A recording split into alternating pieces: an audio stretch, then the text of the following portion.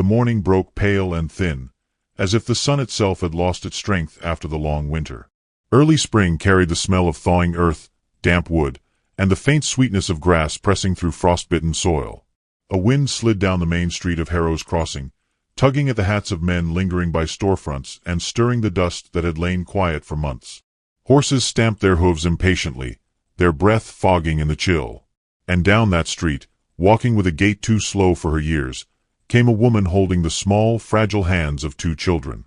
Eleanor Hayes had once been known for her beauty, though now it clung to her like a memory blurred at the edges. Her face was gaunt, her cheeks hollowed, her lips pressed thin with the quiet defiance of one who refused to break. A strand of chestnut hair, dulled and unwashed, slipped from beneath her bonnet and curled against her temple in the wind. She held her shoulders back not out of strength but out of habit, the last fragile thread of dignity she owned. At her side little Laura, 7 years old, eyes too watchful for her age, clutched her mother's skirt in one hand and her brother's fingers in the other. Samuel, 5, stumbled as though each step weighed twice as much as his body. His boots were scuffed to bare leather, his lips dry, his gaze half lost in hunger. In Eleanor's palm, curled tightly, was the last piece of her past that glimmered, a gold wedding band, thin and worn, etched with the faint scratches of years. She had polished it against her skirt until it shone. Now it caught the light weakly, like a dying ember. The town saw them coming. Men in broad hats and dust-caked boots leaned against the hitching posts, their eyes sliding over the widow and her children before darting away, ashamed or simply unwilling to be caught in her gaze. Women carrying baskets shifted to the other side of the street. Some lowered their voices. Some did not bother to hide their whispers. The widow of Thomas Hayes, once a rancher with 40 head of cattle, reduced to begging. Eleanor felt the words sting like lashes, though no one had spoken them aloud. She stopped before the blacksmith's shop, where heat from the forge licked out into the morning chill. Inside, sparks leapt like fireflies as a hammer struck iron. She stepped forward, her children pressed against her skirts, and held out the ring. "Please," her voice came soft, nearly breaking, "buy this. My children haven't eaten in 3 days." The blacksmith, a heavy man with soot-streaked arms, looked at her with something like pity curdling into discomfort. He shook his head and went back to his work without a word. She turned to another man standing nearby, a merchant with a velvet vest that strained against his belly. "Sir, I'll sell it cheap, just enough for bread." The man raised his hand as though batting away an insect. "Best not shame yourself further, Mrs. Hayes." Eleanor's throat tightened, her fingers clutching the ring until it dug into her skin. She bent down to Samuel, brushing his hair back from his eyes. His belly groaned loud enough that the merchant grimaced and hurried off, muttering something about indecency. Laura pressed closer to her mother, whispering so faintly only Eleanor heard. "Don't cry, Mama." But Eleanor was not crying.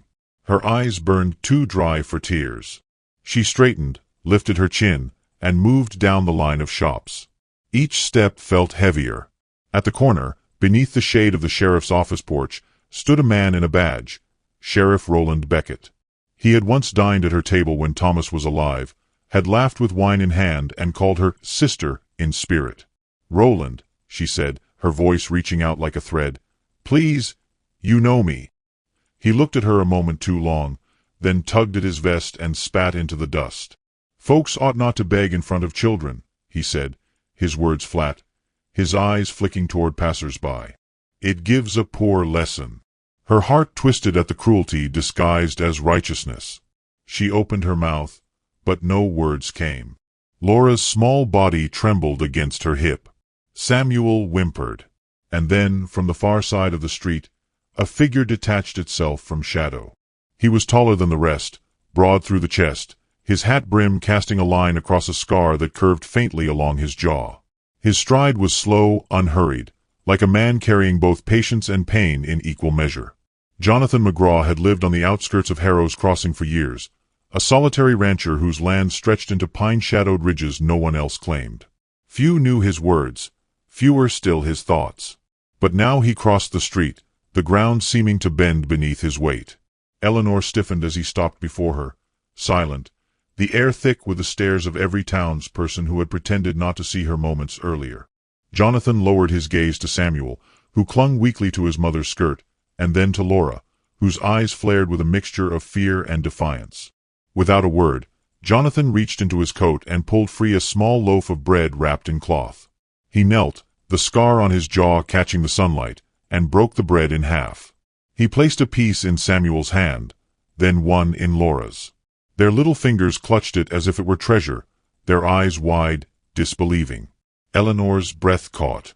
She wanted to protest, to insist she would pay him with a ring, but before she could speak, his voice came low and steady, rough with silence long kept. "Who kept you hungry?" The question struck her harder than Roland's cruelty, harder than the town's whispers. She blinked at him, the words lodging in her throat. Shame fought against relief, pride against desperation. Her lips parted, and the truth spilled out like something torn from her chest. "My husband's kin," she whispered. "They chained me in their house after he died. Said the land was theirs. Said if I wouldn't hand it over, they'd let us starve." Her fingers trembled around the ring. "I escaped in the night. This is all I had left." The loaf crumbled as Laura bit into it, tears streaming silently down her cheeks. Samuel ate hungrily, too weak to speak. Jonathan rose, his shadow stretching long across the dirt. The townsfolk hushed, their eyes pinned to the scene, some in shame, some in curiosity, some in fear of what might come. Eleanor looked up at the rancher, her mouth forming words she could not bring herself to say. Jonathan did not ask for her ring. He did not offer comfort in the manner of softer men. Instead, he lifted his gaze toward the horizon, then back to her, his eyes narrowing with a weight she could not read. He reached for the ring in her hand, not to take it, but to curl her fingers back around it. His palm closed briefly over hers, rough skin against fragile bones, before he stepped back. "Keep it." His voice carried across the street like the growl of distant thunder. Eleanor's knees weakened. She nearly sank to the ground, but steadied herself, her children pressed close. Jonathan tipped his hat, turned, and walked toward the edge of town where his wagon waited. He did not glance back, but after a few paces he stopped. He turned his head slightly, his words drifting like smoke in the wind. "Come along." The town erupted in whispers. Eleanor stared after him, the ring burning in her palm, her children looking up at her with crumbs clinging to their lips. For a moment she felt caught between shame and salvation, between fear and something that might one day resemble hope. Her heart thundered in her chest, her breath shallow. Laura tugged her sleeve. "Mama, can we?" Eleanor looked down the street where Jonathan's broad figure moved toward the waiting wagon, where the horses stamped as though sensing the shift of fate. Her lungs filled with air that tasted sharper, freer, though laced with fear of what followed. And as she took that first step after him, the eyes of the town burning on her back, she felt the old world fall away like dead leaves. She did not know where his path would lead, only that in the silence of his question, "Who kept you hungry?" something had begun that could not be turned aside. The wagon loomed ahead, the man standing beside it, silent, waiting. The wind rattled loose boards along the street, the sheriff's gaze heavy from the porch, and Eleanor's pulse beat against her throat. She gathered Laura's hand, Samuel's fragile fingers, and walked toward him, her ring still clutched tight, as if the last fragment of her life had just been bound to the next. The wagon wheels creaked as they left the edge of town, the sound hollow and tired as if the wood itself carried the weight of all unspoken things. The road wound northward through fields where frost still clung to the shaded grass, though here and there shoots of green pressed upward in quiet defiance. The air smelled of pine and thawed soil. The faint promise of springs returned brushing against Eleanor's senses like a mercy she did not yet believe in. She sat at the back of the wagon, her children huddled against her sides, while Jonathan McGraw drove in silence, his hands steady on the reins. Laura leaned into her mother's arm, chewing what was left of the bread he had given, crumbs caught at the corners of her mouth. Samuel had fallen asleep almost at once, his head heavy in Eleanor's lap, his lips parted in the shallow breath of a child who had known too much hunger. She brushed his hair gently, her thumb smoothing the curve of his brow. Every few moments she looked up, her eyes catching the broad shoulders of the man before her. He did not turn, did not speak, but the straightness of his back carried a kind of watchfulness, as though he could sense each question she could not bring herself to ask. The land began to change as they rode on. The prairie opened into rolling hills and then gave way to pine forest, the trees tall and dark, their needles whispering in the wind. Patches of snow lingered in their shadows, but the sun broke through in shafts that caught the dust rising from the horses' hooves. Birds darted from branch to branch, their songs hesitant, like the first notes of a tune unsure if winter had truly passed. Eleanor felt her chest ache with the beauty of it, a beauty she had almost forgotten existed. When the cabin came into view, nestled among the trees at the curve of a small stream, her breath stilled. It was not grand, not new, but it was whole. The roof sloped heavy with cedar shingles, the smoke from the chimney curled in a thin white thread, and a corral stretched beside it with horses shifting in the mud. A barn stood further back, its boards scarred with weather, but the whole place bore the marks of care. Mended fences, cut wood stacked neat by the wall, a porch swept clear of snow. Jonathan halted the wagon and climbed down without a word. He tied the horses, then turned, his gaze meeting Eleanor's. He extended a hand, not as a gentleman might in courtship, but as a man who offered steadiness to another who had walked too long alone. She hesitated, the ring still pressed into her palm, then placed her fingers in his. His hand was warm, rough, and he guided her down as if she were carrying something fragile, though the only weight she bore was weariness itself. Laura climbed down after, clutching the hem of her mother's dress, her eyes wide as they swept over the homestead. Samuel stirred and whimpered, and Jonathan lifted him easily, the boy's head falling against the rancher's shoulder as if he belonged there. Eleanor wanted to protest, to reclaim her son, but the sight of Samuel's small body safe in those steady arms silenced her. Inside the cabin, warmth pressed against them like a blanket.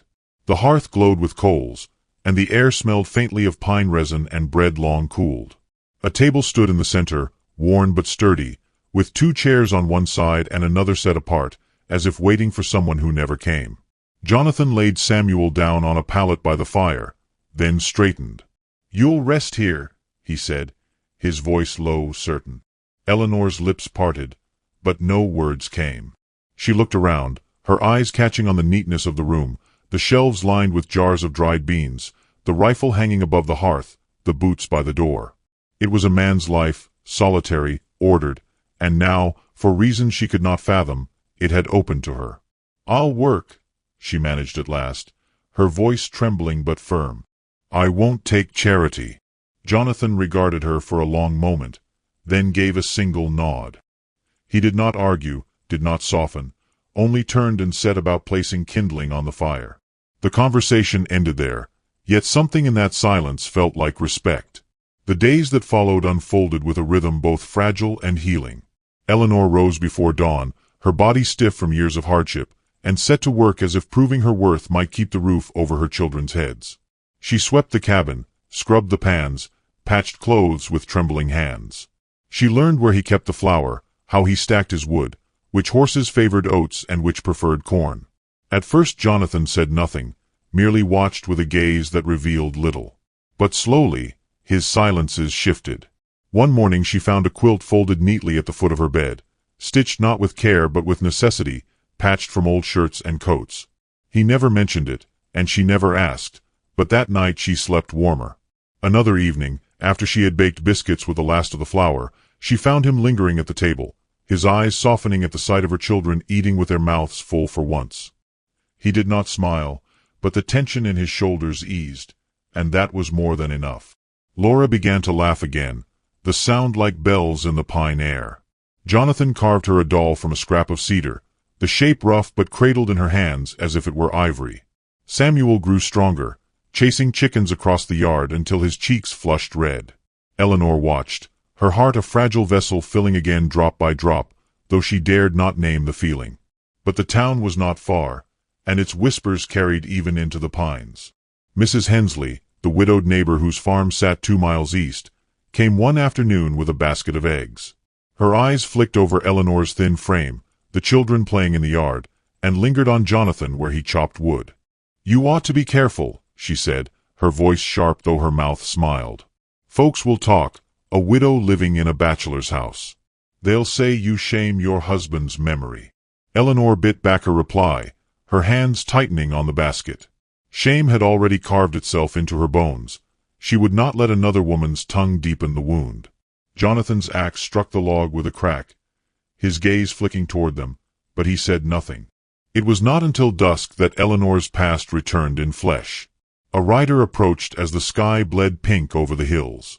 Jonathan stepped onto the porch, rifle leaning against the wall, and watched as the man dismounted. Eleanor froze when she saw his face. Matthew Cole, her brother-in-law, her tormentor, the man who had starved her children in the name of greed. His boots crunched over the dirt, his eyes narrow and sharp as a hawk's. "Well, well," he drawled, tipping his hat with mock courtesy. "Didn't take long to find where the stray dog ran." Eleanor pulled Laura and Samuel close, her breath hitching. Jonathan did not move, though his jaw clenched like iron. "You belong with family, Ellie," Matthew went on, his smile thin as a knife. "Thomas's land ain't yours to keep. You come back quiet, and maybe we'll forget your little stunt." Jonathan's voice cut across the air, low and unshaken. "She ain't yours." Matthew's gaze flicked to him, sizing him up. "This ain't your matter, McGraw. She's Hayes' blood by marriage, and what belongs to Hayes stays with Hayes." Jonathan stepped down from the porch, the last of the sun catching the scar on his jaw. His eyes were steady, but the fire beneath them was plain. "You left her children hungry. That makes it mine." The silence that followed was thick enough to choke on. Eleanor's heart thudded, her hands trembling on her children's shoulders. Matthew spat into the dirt, eyes narrowing. "You'll regret crossing me," he said, mounting his horse again. "This ain't finished." The hooves thundered off into the dusk, leaving the air colder than before. Jonathan turned back, his gaze catching Eleanor's. For a heartbeat, his expression softened. Not pity, not desire, but something heavier, as if he carried her burden on his own shoulders. He looked toward the line of pines where the rider vanished, then back at her. His voice was quiet, almost a whisper, but each word settled like stone. "This ain't finished." The nights in the pines carried their own kind of silence, heavy yet alive, as though the trees themselves held their breath to listen. Eleanor often sat near the fire after her children had gone to sleep, her body folded in exhaustion but her mind restless. The crackle of the flames played against the quiet tick of Jonathan's boots as he moved about the cabin. Sometimes he sharpened tools, sometimes he sat with a book open though he read little, and sometimes he simply stared into the hearth as if its light reminded him of something long gone. On such a night, with Samuel curled beneath a quilt and Laura dreaming soft against her pillow, Eleanor found herself speaking words she had carried like stones for months. She kept her eyes on the fire, afraid of his gaze, and let the confessions slip in pieces. "They locked me inside," she whispered, her voice barely audible over the hiss of the logs. "After Thomas died, his kin claimed the land, said it was theirs by blood. When I refused to sign it over, they barred the doors, shuttered the windows. Said hunger would teach me obedience." Her fingers gripped her skirt, knuckles white. "I begged them, Matthew most of all. I begged him to let the children eat.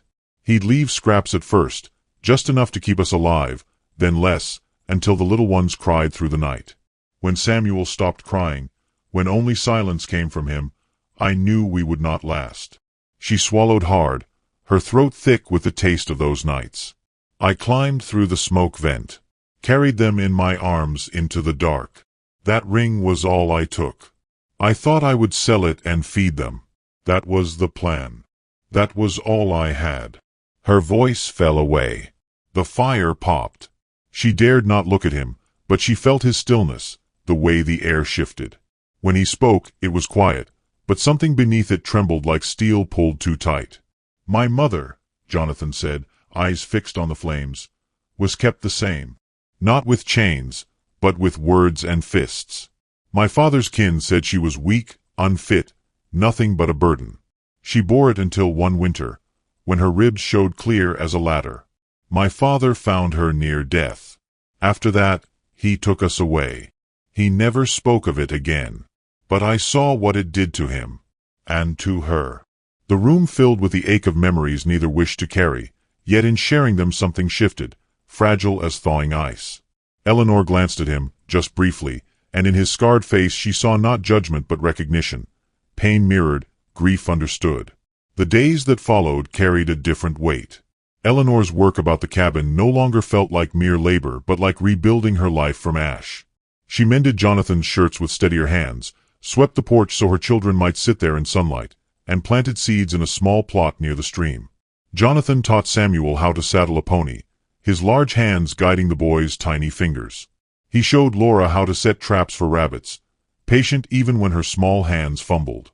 Slowly, laughter returned to the clearing, tentative but real, and each sound carved away a piece of the darkness lodged in Eleanor's chest. Yet outside the pines, tongues wagged. Mrs. Hensley arrived again, her face pinched with concern she wore like a badge. She carried word of whispers, that Eleanor dishonored her husband, that she lived as a kept woman in Jonathan McGraw's cabin. The sheriff's name slipped in too, a reminder that law and gossip often shared the same table. Eleanor received the words in silence, her jaw tight. After the woman left, she stepped onto the porch, breathing hard, and found Jonathan splitting wood. She wanted to ask him if it mattered, if he would send her away to keep peace. But before she could form the question, Samuel darted across the yard clutching a stick like a sword, laughter ringing behind him, and Jonathan's lips lifted, just faintly but enough. Eleanor swallowed her fear and let the question die. Still, unease lingered. At church, where she once found solace, heads turned coldly. Women pulled their daughters close, men whispered behind hands. Laura squeezed her mother's hand until her knuckles ached. Jonathan stood beside them, silent, his broad form a shield, yet even his presence could not quiet the sting of judgment. It was not gossip that truly tested them, though, it was Matthew's return. He came with 2 men at his side, rough riders with eyes sharp as blades, arriving at the ranch as evening laid gold across the trees. Eleanor froze at the sight, fear locking her breath, while Jonathan stepped from the barn, wiping his hands on a cloth.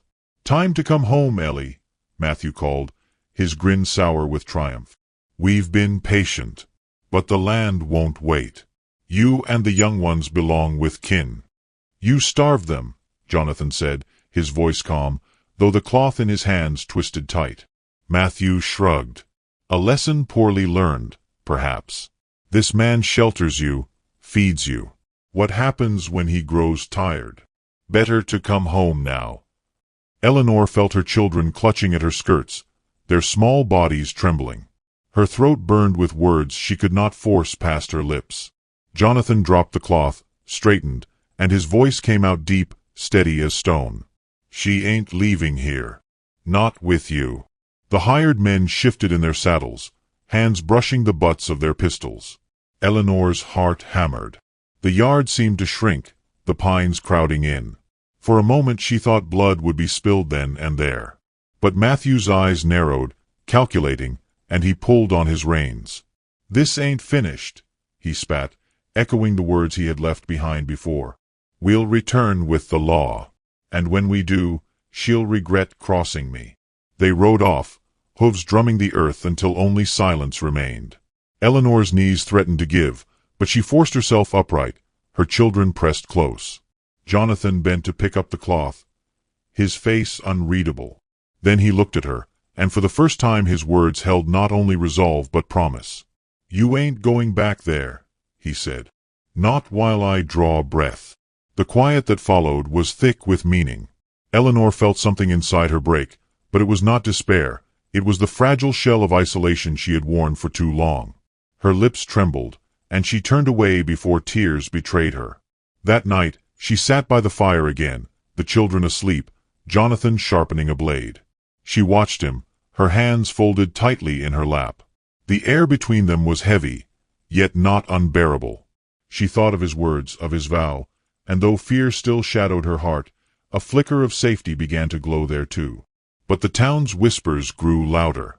Sheriff Beckett arrived days later, his voice hard as he claimed Matthew had filed grievance, accusing Eleanor of theft, of abandoning rightful family.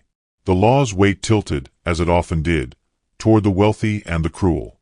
Beckett warned Jonathan to keep clear of the matter, his eyes narrowing as if daring him to resist.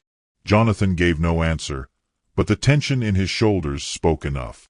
Eleanor watched all this unfold, torn between gratitude and dread.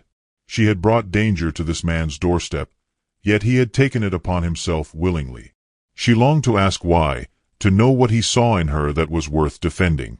But words failed her, and she remained silent, tending to her children, patching clothes, planting seeds, as if by doing so she might prove her worth. One evening, as twilight pressed violet against the pines, Jonathan returned from town later than usual.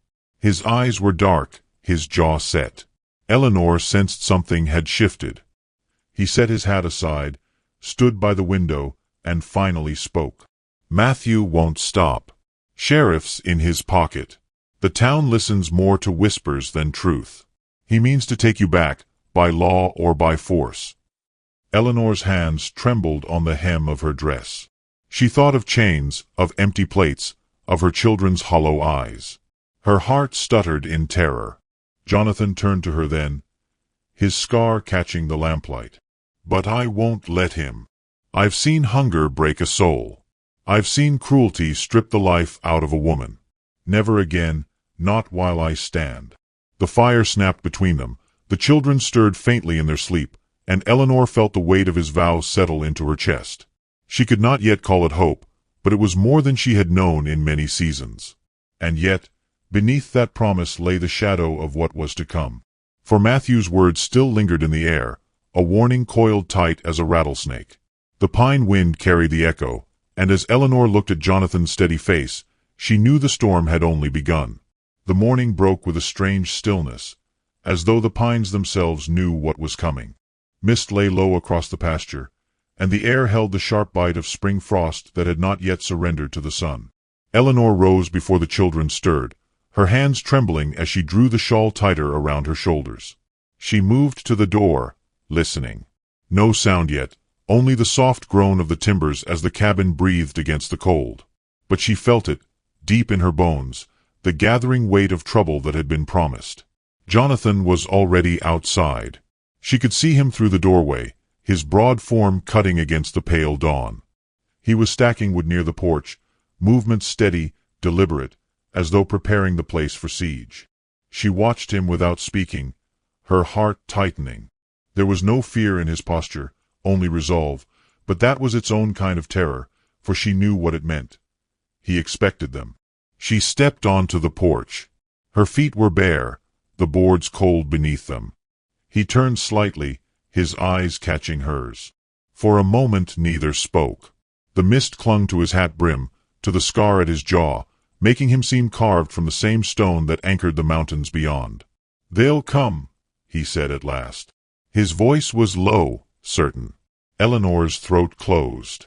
She thought of her children still warm in their quilts, of the lives she had fought to keep breathing through nights of hunger. She thought of the ring still clutched tight in her palm, her one remnant of the past.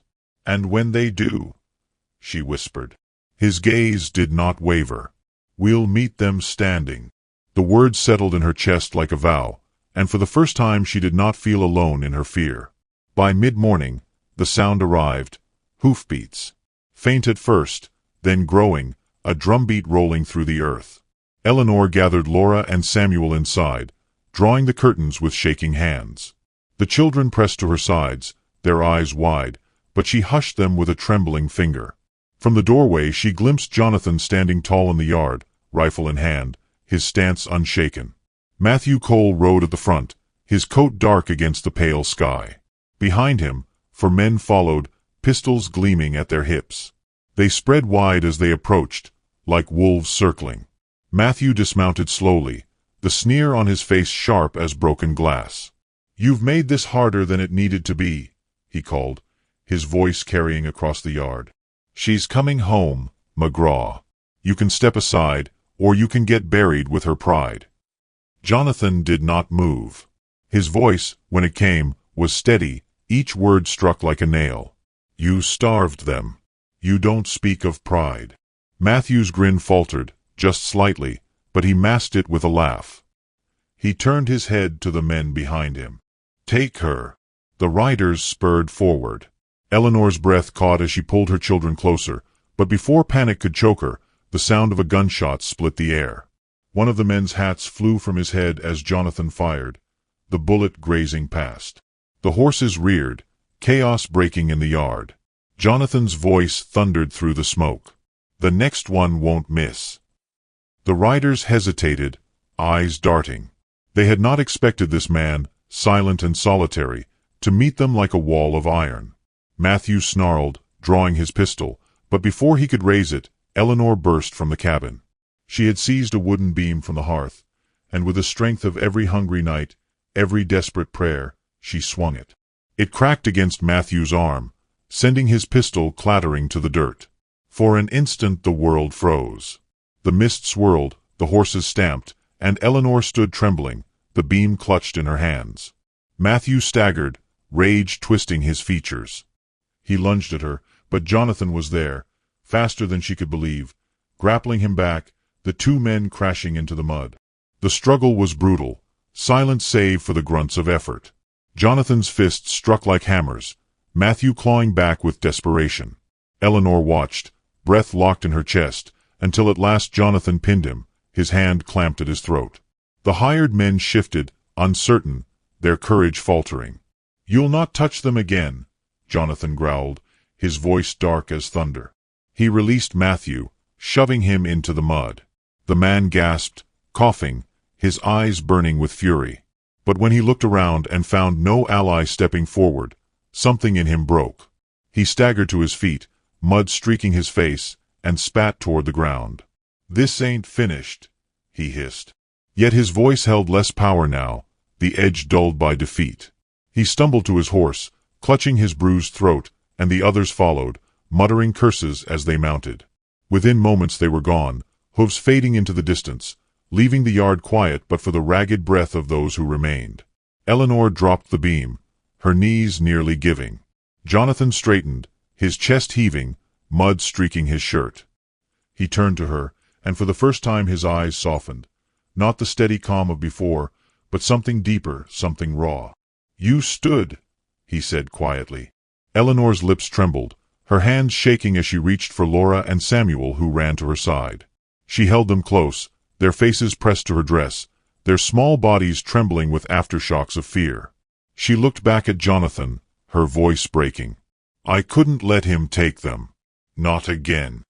He stepped closer, the distance between them closing until his presence wrapped around her like warmth.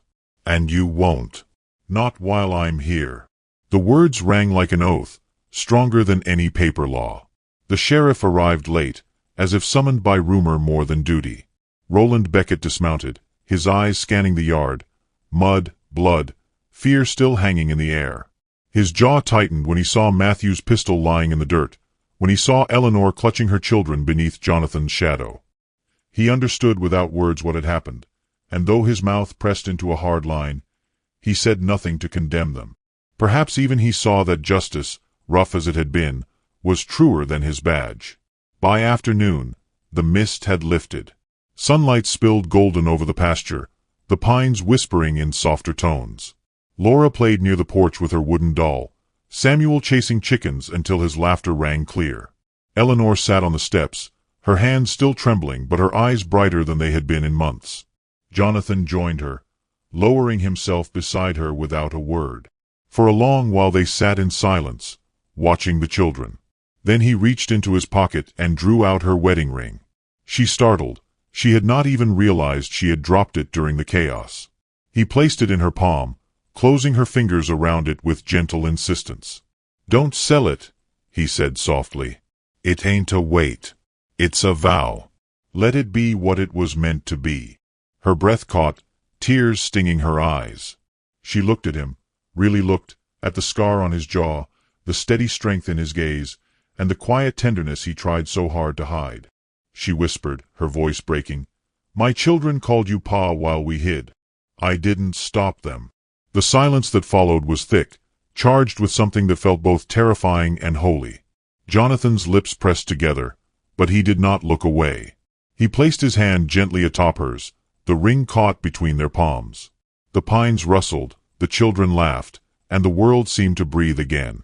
Evening fell, painting the sky in streaks of rose and violet.